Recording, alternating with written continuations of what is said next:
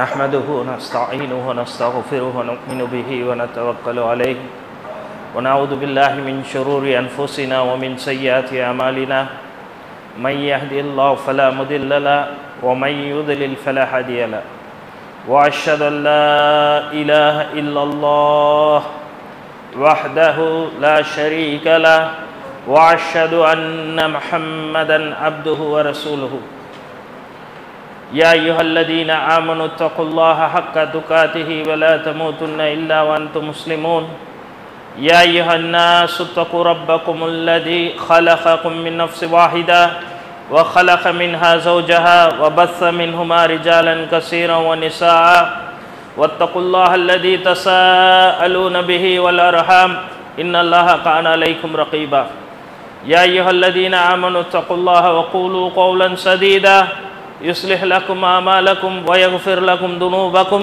ومن يطع الله ورسوله فقد فاز فوزا عظيما أما بعد إن خير الحديث كتاب الله وخير الهدي هدي محمد صلى الله عليه وسلم وشر الأمور محدثاتها وكل محدثة بدعة وكل بدعة ضلالة وكل ضلالة في النار أعوذ بالله السميع العليم من الشيطان الرجيم من همزه ونفخه ونفثه بسم الله الرحمن الرحيم والسابقون الأولون من المهاجرين والأنصار والذين اتبعهم بالإحسان رضي الله عنهم ورضوا عنه وأعد لهم جنات تجري من تحتها الأنهار خالدين فيها ذلك الفوز العظيم ربي زدني علما ربي اشرح لي صدري ويسر لي أمري واحلل عقدة من لساني يفقهوا قولي اللهم آت نفسي تقواها وزكها أنت خير من زكاها أنت وليها مولاها يا حي يا قيوم برحمتك أستغيث أصلح شأني ولا تكلني نفسي طرفة عين எல்லா புகழும் அல்லாஹ்வுக்கு உரித்தாகட்டுமாக. அவன்தான் அகிலங்களையும் படைத்து பரிபாலித்து நிர்ணயம் செய்து நிர்வகித்து வருகின்றவன். நமது பிறப்புக்கும் இறப்புக்கும் சொந்தக்காரனாகவும் அவனே இருக்கிறான். சாந்தியும் ஸலவாத்தும் முஹம்மது நபி ஸல்லல்லாஹு அலைஹி வஸல்லம் அவர்கள் மீதும் கண்ணியத்துக்குரிய அவர்களின் குடும்பத்தார்கள் மீதும் தோழர்கள் மீதும் தாபியின் தபதாபின் மீதும் நல்லவர்கள் அனைவரும் மீதும் நம்மின் மீதும் என்றென்றும் நிலவட்டுமாக என்று துஆ செய்தவனாகும். அல்லாஹ்வின் அச்சத்தை எனக்கும் உங்களுக்கும் உபதேசம் செய்தவனாக இந்த ஜுமா உரையை ஆரம்பம் செய்கின்றேன். கண்ணியத்துக்குரிய சகோதரர்களே சகோதரிகளே பெரியவர்களே, நான் உங்களுக்கு சூரே தௌபாவிலிருந்து மிக பிரபலமான ஒரு ஆயத்தை ஓதி காட்டினேன். அல்லாஹு தஆலா அதில் நமக்கு முன்வாழ்ந்த அல்லாஹ்வின் தூதர் ஸல்லல்லாஹு அலைஹி வஸல்லம் அவர்களின் காலத்தில் வாழக்கூடிய சஹாபாக்களை பற்றி இந்த வசனம் இறக்கப்பட்டது. அல்லாஹு தஆலா அதில் கூறுகின்றார், இந்த மார்க்கத்தில் முதலாக அன்சாரிகளும் முஹாஜிர்களும் முன்றி சென்று இந்த மார்க்கத்தை தழுவினார்கள். இந்த சஹாபாக்கள் இந்த மார்க்கத்தை முதலாக முந்திக் கொண்டு ஒருவரை போற்றிக் கொண்டு இந்த மார்க்கத்தை தழுவினார்கள் என்பதாக அல்லாஹு தஆலா கூறுகின்றார். பிறகு அல்லாஹு தஆலா கூறுகின்றான், அவர்கள் எந்த வழியில் நடந்தார்களோ அவ்வழியில் நீங்கள் நடங்கள் என்று நமக்கு உபதேசம் செய்கிறான். எவ்வழியில்? நல்ல வழியில். எந்தெந்த நல்ல காரியங்கள் செய்தார்களோ அந்த காரியங்களை அவர்களை பின்தொடருங்கள் என்பதாக அல்லாஹு தஆலா சொல்கிறார். ஒரு கூட்டம் சொல்கிறது சஹாபாக்களை பின்பற்றக்கூடாது என்பதாக. ஆனால் அல்லாஹு தஆலா அவர்களுக்கு என்ன சான்று கொடுக்கிறான்? என்ன நல்ல காரியங்கள் அவர் செய்தார்களோ அந்த நல்ல காரியங்கள் அந்த வழிகளில் நீங்கள் பின்பற்றுங்கள் என்பதாக அல்லாஹு தஆலா குர்ஆனில் கூறுகின்றார். பிறகு அல்லாஹு தஆலா கூறுகின்றான், நான் அவர்களை பொருந்திக் கொண்டேன், அவர்களும் என்னை பொருந்திக் கொண்டார்கள். இந்த சர்டிபிகேட் யாரு தரது அப்படின்னு சொல்லி பார்த்தீங்கன்னா அல்லாஹு தஆலா சொல்றான், ரதியல்லாஹு அன்ஹு வரது அன், நான் அவர்களை பொருந்திக் கொண்டேன் அவர்களும் என்னை பொருந்திக் கொண்டார்கள் என்று. ஏதோ ஒரு மதரசாவுக்கு போயிட்டு ஏதோ ஒரு இன்ஸ்டிடியூட்டுக்கு போயிட்டு அவங்க பிரிண்ட் பண்ணி வாங்கிட்டு வந்த சர்டிபிகேட் கிடையாது. பாருங்கள் சகோதரர்களே, இப்போ ஃபேஸ்புக், சோஷியல் மீடியா, யூடியூப் அந்த மாதிரி காலகட்டங்கள் கிடையாது. ஒருத்தங்க அமல் செய்தார்கள் என்றாலோ இல்ல ஒரு செயல் செய்தார்களோ எது செய்தாலும் மிக இலகுவாக ரொம்ப சுலபமாக எல்லா மக்கள்கிட்டையும் போய் சேர்ந்துடும். சஹாபாக்கள் காலம் அப்படி இருந்ததா? கிடையாது. ஏதாவது ஒரு மதரசால போய் சனது வாங்கிட்டு வந்தாங்களா? கிடையாது. அவர்கள் அல்லாஹு தஆலா சொல்றான், இறுதி வேதத்தில் ரலியல்லாஹு அன்ஹு வரது அன், நான் அவர்களை பொருந்தி கொண்டேன், அவர்கள் என்னை பொருந்தி கொண்டார்கள். நபியை அல்லாஹு தஆலா எப்படி தேர்ந்தெடுத்தானோ அதே போல் இந்த பூமியில் அல்லாஹ்வால் தேர்ந்தெடுக்கப்பட்ட ஒரு ஜமாத், ஒரு சமுதாயம் இந்த சஹாபாக்களோட சமுதாயம். இந்த சஹாபாக்களோட ஜமாத்தை அல்லாஹ் தஆலா தேர்ந்தெடுத்தான். இந்த ஜமாத்தை போல இதுக்கு முன்னால் இந்த உயர்ந்த வானமும் பார்த்தது கிடையாது, இந்த பூமியும் பார்த்தது கிடையாது. இந்த பறந்து விரிந்து இருக்கக்கூடிய இந்த பூமியும் பார்த்தது கிடையாது, உயர்ந்த வானங்களையும் பார்த்தது கிடையாது. இதுக்கு முன்னாடி தோழர்கள் இருந்தாலும், அந்தந்த நபிக்கு அந்தந்த தோழர்கள் இருந்திருந்தாலும், இப்படிப்பட்ட ஒரு தோழர்களை எந்த ஒரு இந்த வானமும் சரி இந்த பூமியும் சரி இதுக்கு முன்னால் யாரும் பார்த்தது கிடையாது. அப்படிப்பட்ட ஜமாத்து தான் இந்த ஜமாத் என்பதாக அல்லாஹு தஆலா இந்த வசனத்தில் சொல்றான். நான் அவர்களை பொருந்தி கொண்டேன். எப்படி ஒரு சர்டிபிகேட் பாருங்க, பாருங்கள் சகோதரர்களே. அல்லாஹு தஆலா இந்த தூதரை அமைச்சு ஒரு சமுதாயத்தை, சிறந்த சமுதாயத்தை ஒரு உருவாக்கினான் என்றால் இந்த சஹாபாக்களோட ஜமாத்தை தான் அல்லாஹ்வோட தூதர் ஸல்லல்லாஹு அலைஹி வஸல்லம் உருவாக்கினாங்க. அவங்கள மாதிரி யகீன், ஒரு நம்பிக்கை வேற ஒரு ஜமாத்துல நீங்க பார்க்க முடியாது.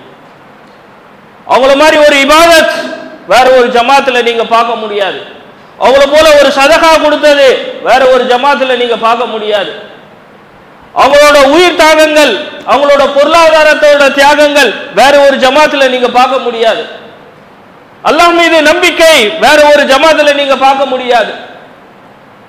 அல்லாஹ்வின் தூதர் ஸல்லல்லாஹு அலைஹி வஸல்லமின் நேச முஹப்பத் வேற ஒரு ஜமாத்துல பார்க்க முடியாது. அப்படிப்பட்ட ஜமாத்து தான் சஹாபாக்களோட ஜமாத். அப்படிப்பட்ட ஜமாத்து தான் சஹாபாக்களோட ஜமாத். இப்போ நம்ம வாழக்கூடிய காலகட்டத்தில் நாட்டில் இப்போ நமக்கு சூழ்ந்து இருக்கக்கூடிய பிரச்சனைகள்ல சஹாபாக்களை பற்றி தெரிவது, சஹாபாக்களை பற்றி புரிவது இது ரொம்ப ரொம்ப அவசியம். இந்த தீன் எப்படி வந்தது அப்படின்னு சொல்லி பார்த்தீங்கன்னா, நமக்கு நம்ம முன்னோர்கள்ல ஒரு சில மக்கள் இந்த மார்க்கத்தை தழுவி சமீபமாக இருக்கலாம். நம்ம வாழக்கூடிய இந்த நாட்டில் எப்படி நம்ம முன்னோர்கள், நம்மளோட தாத்தாவோ கொல்லு தாத்தாவோ யாரோ ஒருத்தவங்க இந்த மார்க்கத்தை ஏற்றிருப்பாங்க, அப்படியே பின்னாடியா வந்தது. இந்த மார்க்கத்தோட அருமையோ பொறுமையோ நமக்கு தெரியல.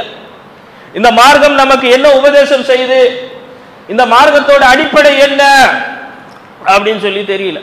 காலகாலமா வந்து வந்து வந்து வந்து எப்படி ஆயிட்டோம் அப்படின்னா, இதெல்லாம் ஒரு சடங்காக மாறிவிட்டது. இபாதத் சடங்காக மாறிவிட்டது.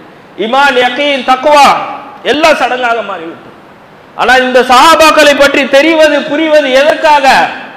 நமது ஈமான் அதிகரிப்பதற்காக. அந்த ஹசஸ், அந்த சஹாபாக்களோட வாழ்க்கை வரலாறு, சீரத்தை படிப்பது நமது ஈமானை உறுதிப்படுத்தும். பாருங்கள் சகோதரர்களே, சஹாபாக்கள் எப்படி இருந்தார்கள். ஒரு பாவ மன்னிப்பை தேடினால் அது ஒட்டுமொத்த உம்மத்துக்கும், மறுமை நாள் வரும் வரக்கூடிய உம்மத்துக்கு ஒரு முன் உதாரணமாக மாறிடும். அவங்க ஒரு விருந்தாளிக்கு விருந்தை உபதேசம் செய்தால் ஒட்டுமொத்த உலக மக்களுக்கும் ஒரு முன்னுதாரணமாக மாறிவிடும். அதே போல் இந்த மார்க்கத்துக்காக உயிர் தியாகம் செய்தால் ஒட்டுமொத்த மக்களுக்கும் இது போல் ஒரு முன்னுதாரணமாக மாறிவிடும். எல்லா சூழ்நிலைகளும், எல்லா காலகட்டத்திலும் அவர்கள் இந்த மார்க்கத்தை தவிர மற்றொரு வழியை பின்பற்றல. அவர்கள் எப்படி இருந்தார்கள்? முஸ்லிம்கள் மத்தியில் இணக்கமாக, ரஹீமாக, கருணையுடையவர்களாக இருந்தாங்க. ஒருத்தர் நேசத்தை காட்டுறது, பாசத்தை காட்டுறது, இது முதல் பண்பு. இந்த பண்பு நம்ம கிட்ட இல்லை. இந்த பண்பு நம்ம கிட்ட இல்லாம போயிடுச்சு. முஸ்லிம்கள் மீது இரக்கம் காட்டுவது, முஸ்லிம்கள் மீது கருணையாக இருப்பது, இந்த பண்பு நம்ம கிட்ட இல்லை. காஃபிர்கள், நிராகரிப்பவர்கள் மீது அவர்கள் கடுமையாக இருந்தார்கள். இப்போ பாத்தீங்களா நம்மளோட நிலைமை? இத நல்லா நான் தயவு செய்து நீங்க இந்த விஷயத்தை கவனிங்க. அதற்காக முக்கியமா நான் சொல்றேன், முஸ்லிம்கள் மீது அவர்கள் எப்படி இருந்தாங்க? கருணையுடையவர்களாக, அன்பை பாராட்டக்கூடியவர்களாக, நேசத்தை காட்டக்கூடியவர்களாக இருந்தார்கள். காஃபிர்கள் மீது எப்படி இருந்தாங்க? கடுமையா இருந்தாங்க. சஹாபாக்களோட பண்புகள்ல ஒரு தன்மையோட ஒரு தன்மை. ஆனால் இப்பொழுது நம்மளோட நிலைமை எப்படி இருக்கு? முஸ்லிம் ஏதாவது ஒரு தவறு செய்து விட்டால் அவனை கூப்பிட்டு திருத்துறது இல்லை, அவனோட விஷயத்துல நம்மளால கண்டிக்க முடியல, அவனை திருத்த முடியலன்னு அல்லாஹ் கிட்ட விடுறதை விட்டுட்டு அவனுக்கு முத்திரையிட்டு அவன்கிட்ட கடுமையா நடத்துறது, அவனை கடுமையாக நடத்துறது, அவனை ஒரு குற்றவாளி போல் நடத்துறது. அவன் லா இலாஹ இல்லல்லாஹ் சொன்னாலும், ஆனால் இறை மறுப்பாளன் பெரும் பெரும் பாவங்கள் செய்தாலும் பெரும் பெரும் குற்றங்கள் செய்தாலும் அவனோட அன்பாக பாசமாக இணக்கமாக நடந்து கொள்வது இப்பொழுது முஸ்லிம்களோட நிலைமை. இதுதான் முஸ்லிமோட நிலைமையாக இப்போ இருக்கிறது. ஆனா சஹாபாக்கள் நமது முன்னோர்களோட நிலைமை எப்படி இருந்தது? அப்படியே மாற்றமா இருந்தது. ஒரு முஸ்லிம் திருடினா, பொய் சொன்னா, விபச்சாரம் செய்தால் அவனை எப்படி பார்க்கிறது? ஒரு குஃபர்.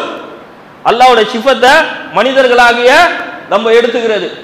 அவன் மோசடி செஞ்சிட்டான், அவன் திருடிட்டான், அல்லாஹ் தஆலா மன்னிப்பானா மன்னிக்க மாட்டான், நான் ஷிர்க்க தவிர என்ன பாவம் செஞ்சாலும் அல்லாஹ் தஆலா தண்டிப்பான், தண்டிச்சு மன்னிப்பான். ஹசத், எரிச்சல். ஒரு முஸ்லிம் முன்னேறிட்டா, ஒரு முஸ்லிம் நல்லா இருக்கிறான் அப்படின்னா அப்படியே எரிச்சல். இந்த பாருங்க, இந்த தன்மைக்கு, இந்த பண்புக்கு அப்படியே மாற்றமா இருக்கு பாருங்க. இப்போ நம்மளோட பண்பு அப்படியே மாற்றமா இருக்கு. முஸ்லிம் ஏதாவது ஒரு தவறு செய்தால் அப்படியே, அந்த கட்டுப்பட்டவன் ஏதாவது தவறு செய்தால் அப்படியே வெறுப்பை காட்டுவதும், இறை மறுப்பாளன் தவறு செய்தால் அவனோட இடுக்கமா பாசமா, அவனுக்கு என்னப்பா மார்க்கம் தெரியும், அவனுக்கு என்னப்பா இருக்கு. இந்த பண்பை நம்ம கொண்டு வரணும். ஃபர்ஸ்ட் இந்த பண்பை கொண்டு வரணும். இவனை இணக்கமா பாசமா நேசமா ஆக்கிட்டு அவனை சீர்திருத்துறது நம்மளோட வேலையா? காஃபிருக்கு தாவா செய்யணும், மாற்று மத நமது தொப்புள் குடி உறவுகளுக்கு, இறை மறுப்பாளர்களுக்கு தாவா செய்யணும். இப்படியே ஆப்போசிட்டா மாறிடுச்சு. ஆனா சஹாபாக்களோட தன்மை இப்படி இருந்தது. அதே போல் பாருங்க, இப்போ நமக்குள்ள ஒரு பயம், எங்க போனாலும் முஸ்லிம்களை தீவிரவாதமா காட்டுறான், பயங்கரவாதமா காட்டுறான். இது இந்த நாளத்துல இந்த ஊர்ல மட்டும்தான் நடக்குதா? பாருங்கள் சகோதரர்களே, ஏதோ ஒரு முஸ்லீம் போனா, ஒரு 10 பேர் சேர்ந்து ஒரு முஸ்லீம் அடிச்சிட்டாங்க, அந்த வீடியோ வைரல் ஆயிடுச்சு. இந்த இஸ்லாம் மீது, இந்த முஸ்லிம்கள் மீது இப்போ போய் சொல்றது கிடையாது, இப்போ இட்டு கட்டுறது கிடையாது. காலங்காலமாக இப்படிதான் செஞ்சிட்டு இருக்காங்க, ஆனா அவங்களோட ஈமான் அதிகரிச்சா இல்ல நம்மள மாதிரி கோலை ஆயிட்டாங்களா? சஹாபாக்களோட ஈமான் அதிகரிச்சா இல்ல நம்மள மாதிரி கோலை ஆயிட்டாங்களா? இங்க இதுதான் கேள்வி. நபிமார்களுக்கும் சோதனை வந்தது, ரசூல் ஸல்லல்லாஹு அலைஹி வஸல்லம் சோதனை வந்தது, சஹாபாக்களுக்கும் சோதனை வந்தது, எல்லாத்துக்குமே சோதனை வந்தது, யாரெல்லாம் ஈமான் கொண்டாங்களோ.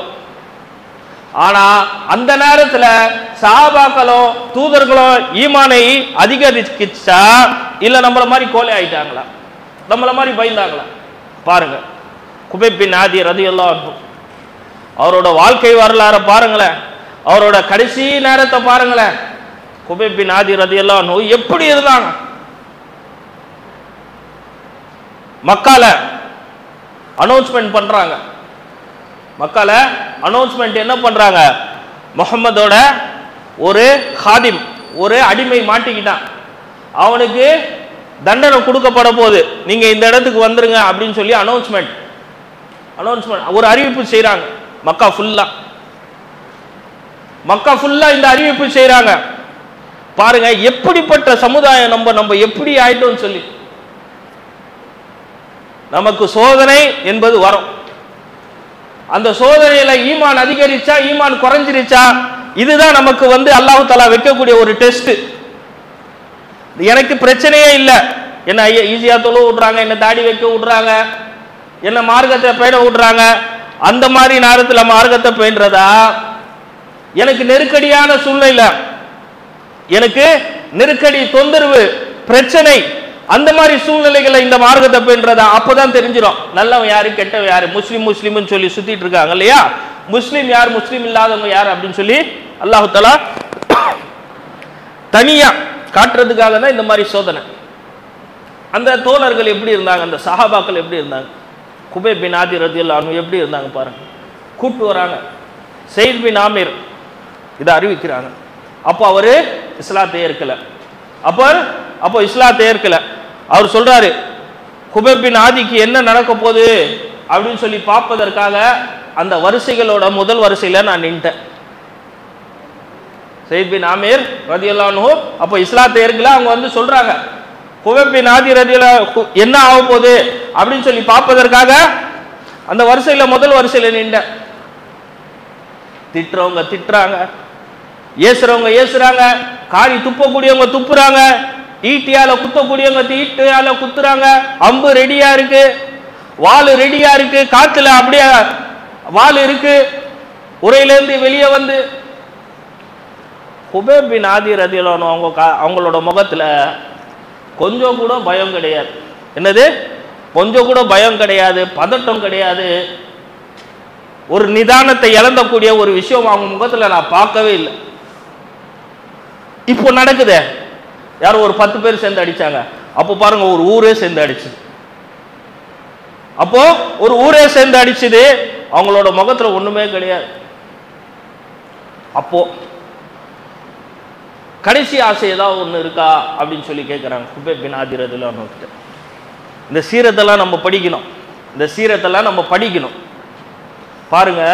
அப்போ சொல்றாங்க, உங்ககிட்ட இருந்து ஏதோ எனக்கு நல்லது நடக்கும் அப்படின்னு சொல்லி நான் எதிர்பார்க்கல, எனக்கு 2 ரக்காத் தொழுறதுக்கு மட்டும் அனுமதி கொடுங்க அப்படின்றாங்க.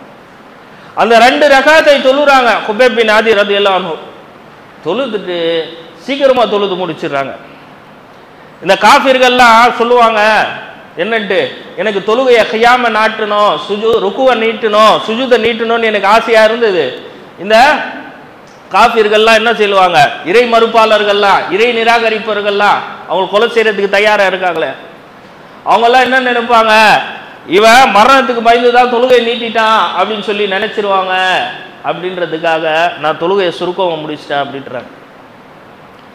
அப்போ கூட்டத்துல இருந்து ஒருத்தன் கத்தி எடுத்துட்டு வந்து இந்த இடத்துல குத்திட்டாங்க. ஊசி குத்துல, முள்ளு குத்துல, கத்தி எடுத்துட்டு வந்து குத்திட்டாங்க. குடல்ல குத்திட்டு, நீ சொல்லு, உன்னோட இடத்துல முஹம்மது இருக்கணும் அப்படின்னு சொல்லி நீ சொல்லிடு, நான் உன்னை விட்டுறேன். விட போறது கிடையாது.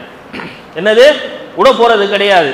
குபைப் பின் ஆதி ரலியல்லாஹு அன்ஹுக்கும் தெரியும், அங்க இருக்கக்கூடிய மக்களுக்கும் தெரியும்.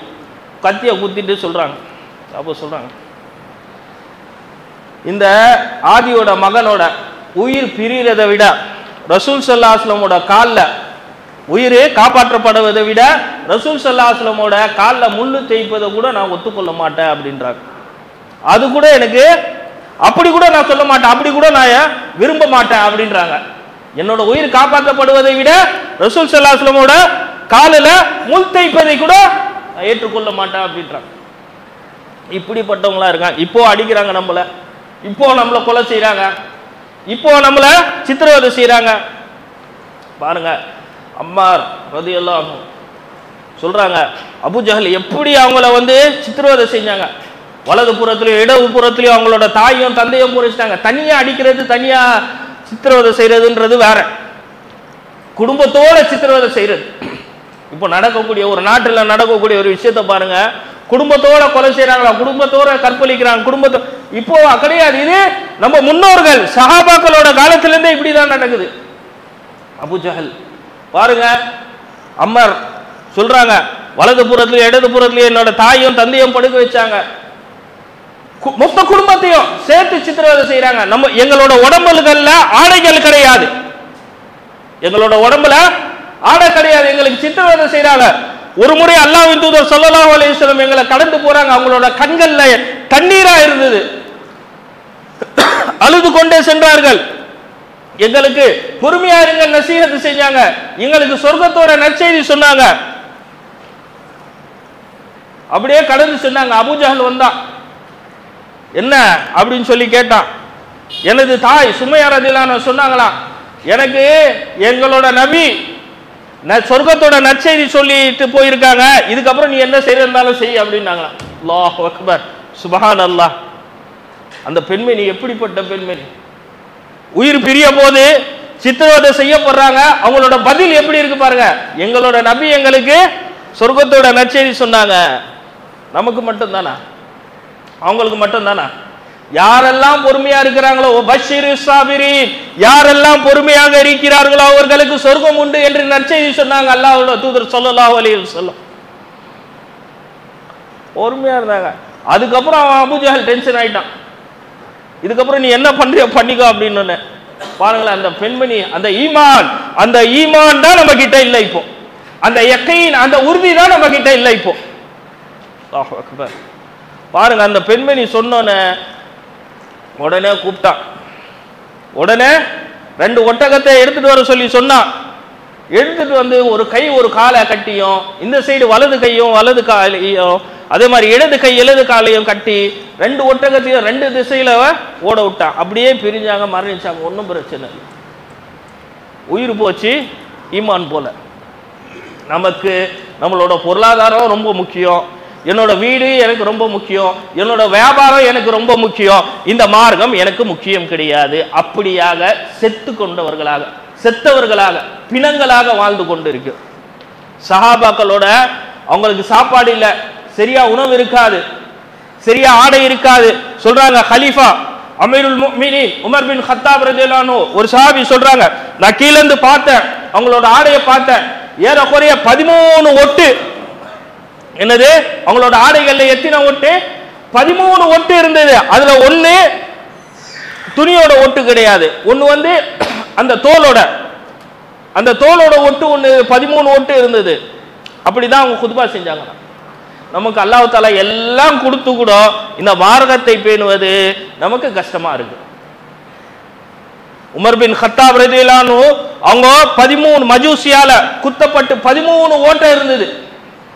என்னது? 13 ஓட்டை இருந்தது. அவங்களுக்கு தொழுகைக்கு எழுப்பப்படும் போது அவங்க அப்படியே ஏஞ்சி நின்று தொழுகிறாங்க. பாலை கொடுக்குறாங்க, ஒரு ஓட்டை வழியா வந்துட்டே இருக்கு. சாப்பிட ஏதாவது கொடுத்தாலும் ஒரு ஓட்டை வழியா வந்துட்டே இருக்கு. இப்போ இருக்கிற மாதிரி காலகட்டமா? ஏதாவது குத்தப்பட்டாலும் ஸ்டிச்சஸ் போட்டுடலாம், அவங்க அந்த இடத்துல ஏதாவது ஒரு மயக்க மருந்து போட்டுடலாம், அவங்களோட வலி குறையறதுக்காக, வேதனை. இந்த மாதிரி காலகட்டமா? எப்படி போல காலகட்டம்? ஏன்னா ரசூல் ஸல்லல்லாஹு அலைஹி வஸல்லம் சஹாபாக்களை அப்படிதான் உருவாக்குனாங்க. அவங்களோட இறுதி தொழுவை ரசூல் ஸல்லல்லாஹு அலைஹி வஸல்லமோட தொழுவை எப்படி இருந்தது? நேஞ்சி நடக்க முடியல, நிக்கிறதுக்கு தெம்பு இல்ல. 2 சஹாபாக்களை கூப்பிடுறாங்க, அவங்களோட தோள்கள்ல கைய போடுறாங்க, அவங்களோட கட்டை விரல்கள் அப்படியே அந்த சுடு மணல்ல, அந்த பாலவனத்தோட அந்த மணல்ல 2 கட்டை விரல் தேஞ்சிட்டே தான் வருது. அப்படிதான் ரசூல் ஸல்லல்லாஹு அலைஹி வஸல்லம் பார்த்தாங்க. அப்போ சஹாபாக்கள் எப்படி இருப்பாங்க? உமர் பின் கத்தாப் ரலியல்லாஹு அன்ஹு எப்படி இருப்பாங்க? அபூபக்கர் சித்தீக் எப்படி இருப்பாங்க? உஸ்மான் பின் அஃபான் ரலியல்லாஹு அன்ஹு எப்படி இருப்பாங்க? அலி பின் அபூ தாலிப் ரலியல்லாஹு அன்ஹு எப்படி இருப்பாங்க? அவங்களோட சீரத்தை படிக்கணும், நம்ம அப்படி மாறும். அவங்களோட சீரத்தை படிக்கணும். ரலியல்லாஹு அன்ஹு மஜ்மஈன், அவங்களோட வாழ்க்கையோட சீரத்தை படிச்சா நம்ம எப்படி இருப்போம்? சஹாபாக்களை அடையாம இந்த மார்க்கத்தை, இந்த தீனை சரியா புரிஞ்சிக்க முடியாது. அவங்களோட வாழ்க்கை எப்படிதான் இருந்தது? கொஞ்சம் கூட மாற்றம் கிடையாது. ரசூல் ஸல்லல்லாஹு அலைஹி வஸல்லம் மாற்றமா இருந்ததா? ஹப்ஸா சொல்றாங்க, உமரே கொஞ்சம் ஹஜ்ஜியா கொஞ்சம் கூட்டி எடுத்துக்கலாம் பைத்துல் மால்ல இருந்து. அவங்க சொல்றாங்க, ரசூல் ஸல்லல்லாஹு அலைஹி வஸல்லம் எப்படிமா இருந்தாங்க? அபூபக்கர் எப்படிமா இருந்தாங்க? உமர் எப்படிமா இருப்பாங்க? அவங்களுக்கு பொருளாதாரத்தோட ஆசையா? அலி பின் அபூ தாலிப் ரலியல்லாஹு அன்ஹு அவங்க முன்னாடி நல்ல சாப்பாடு வைக்கப்படுது. அவங்க சொல்றாங்க, இந்த சாப்பாடு வேணாம், எனக்கு இந்த ருசியான சாப்பாடு சாப்பிட்டு எனக்கு நானே ஒரு ருசியான சாப்பாடக்கூடியவனாக மாறிட்டு போறேன், இந்த ஆசையில நான் போய் மாட்டிக்க போறேன், அதனால எனக்கு வேணாம், நல்ல சாப்பாடு வந்தோம். ரசூல் ஸல்லல்லாஹு அலைஹி வஸல்லம் கேக்குறாங்க, வீட்டுல என்னோட விருந்தாளி வந்திருக்காங்க, ஏதாவது சாப்பாடு இருக்கா? உம்மஹாத்துல் முஃமினீன் நம்மளோட தாய்மார்கள், நம்மளோட தாயோட வீட்டுல போய் கேட்கிறாங்க, சாப்பாடு இல்ல, சாப்பாடு இல்ல, சாப்பாடு இல்ல, தண்ணீரை தவிர வேற எதுவும் இல்ல. ரசூல் ஸல்லல்லாஹு அலைஹி வஸல்லமோட வீடு அப்படி இருந்தது. அபூதலா வராங்க, சாப்பாடு கொடுக்குறாங்க. அவங்க போய் கேட்கிறாங்க அவங்க மனைவி கிட்ட, என்ன சாப்பாடு இருக்கு? இல்ல, சாப்பாடு இல்ல, குழந்தைங்களுக்கு வைக்க கொடுக்கக்கூடிய சாப்பாடு தவிர வேற சாப்பாடு இல்ல. எங்க போய் சொல்லுவோம்? ஆட்சியாளர்களும் எப்படி இருந்தாங்க, முஸ்லீம் ஆட்சியாளர்களும் எப்படி இருந்தாங்க? சயீத் பின் ஆமிர் ரலியல்லாஹு அன்ஹு அவங்கள போய் பாருங்க. இந்த சம்பவத்தை சொல்லி முடிக்கிறேன். சயீத் பின் ஆமிர் ரலியல்லாஹு அன்ஹு அவங்களோட சீரத்தை போய் படிங்க. அப்படிப்பட்ட வாழ்ந்த சயீத் பின் ஆமிர் ரலியல்லாஹு அன்ஹு அவங்களுக்கு கிட்ட கூட மக்கள் கம்ப்ளைண்ட் பண்ணாங்க. உமர் பின் கத்தாப் ரலியல்லாஹு அன்ஹு வராங்க, அப்போ அவங்கள கலீஃபாவா இருந்தாங்க.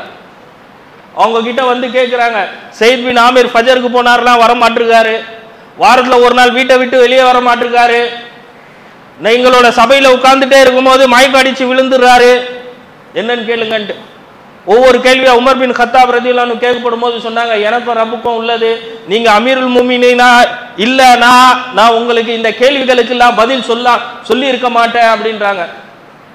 ஒவ்வொரு அமலும் அப்படிப்பட்ட அமல். சயீத் பின் ஆமிர் ரலியல்லாஹு அன்ஹு, ஏன் நீங்க வர மாட்டீங்க வாரத்துல ஒரு நாள்? அவங்க சொல்றாங்க, என்கிட்ட ஒரே ஒரு ஆடை தான் இருக்கு, நான் போட்டிருக்கேனே இந்த ஆடை மட்டும் தான் இருக்கு, வேற ஆடை கிடையாது. இதை எப்போ நான் துவைச்சு போடுவேனோ இது காஞ்சதுக்கு அப்புறம் தான் போட்டு வர முடியும், வர முடியாது. ஏன் ஃபஜருக்கு அப்புறம் போறீங்களா, லேட்டா வரீங்களா? ஏன்? அவங்க சொல்றாங்க, என் மனைவிக்கு உடம்பு சரியில்லை, என் மனைவிக்கால பெட்டால ஏந்திக்க முடியாது, என் மனைவிக்கு செய்ய வேண்டிய பணிவிடை செய்வேன், என் பிள்ளைகளுக்கு என் மனைவிக்கு என்ன சாப்பாடு தேவையோ செய்வேன், வீட்டோட வேலைகள்லாம் செஞ்சு முடிச்சுட்டு வர்றதுக்காக தான் நான் ஃபஜருக்கு அப்புறம் வர்றதில்லை, வீட்டுக்கு போயிட்டேனா அப்படின்றான். சரி, நீங்க மஜ்லிஸ்ல உட்கார்ந்துட்டே இருக்கும் போது மயக்க அடிச்சு விழுந்துறீங்களாமே, என்ன அப்படின்ட்டு.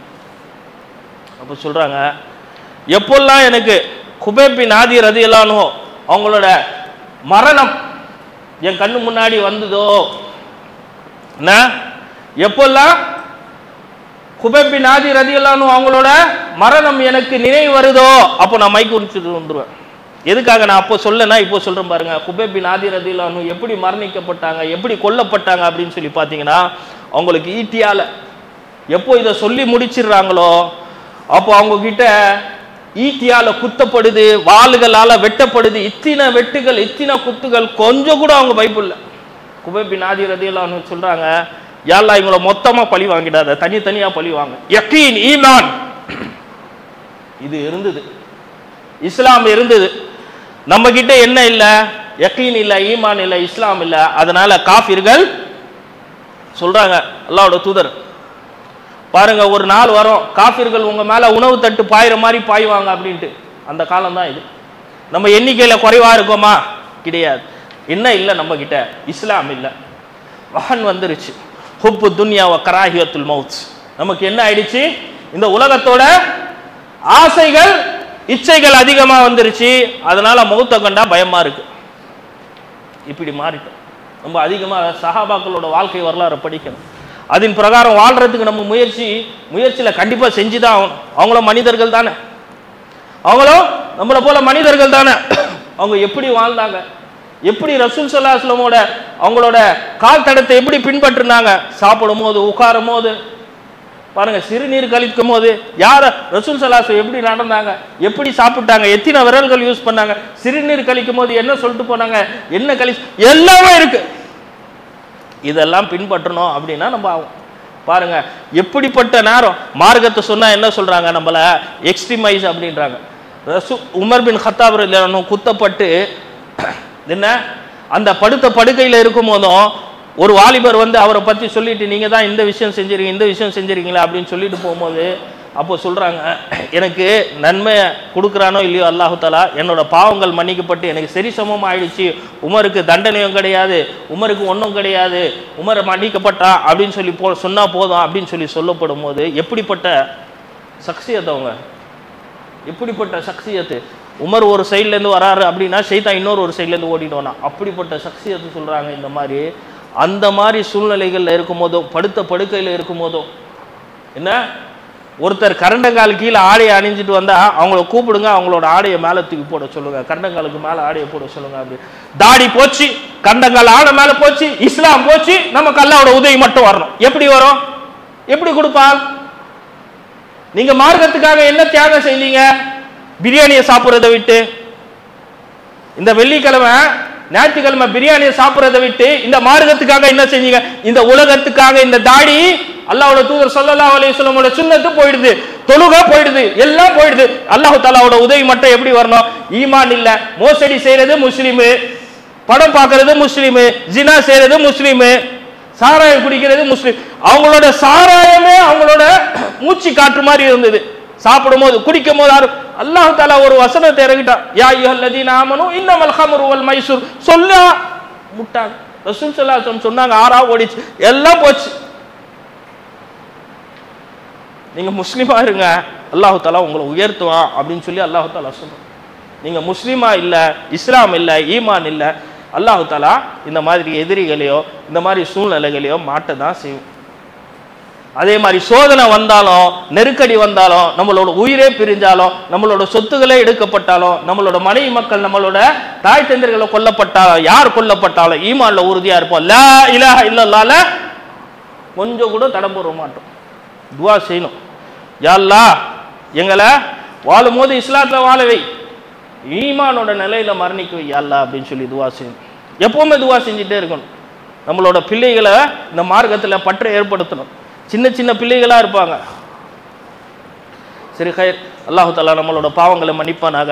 அல்லாஹு தஆலா நமக்கு இந்த மார்க்கத்தின் சரியான புரிதலை வழங்குவானாக. அல்லாஹு தஆலா கேட்டதை சொன்ன எனக்கும் கேட்ட உங்களுக்கும் அமல்படுவதற்கு அல்லாஹு தஆலா அருள் புரிவானாக என்று துஆ செய்தவனாக இந்த ஜுமாவின் முதல் உரையை நிறைவு செய்கின்றேன். வாஹிர் தஅவானா அல்ஹம்துலில்லாஹி ரப்பில் ஆலமீன்.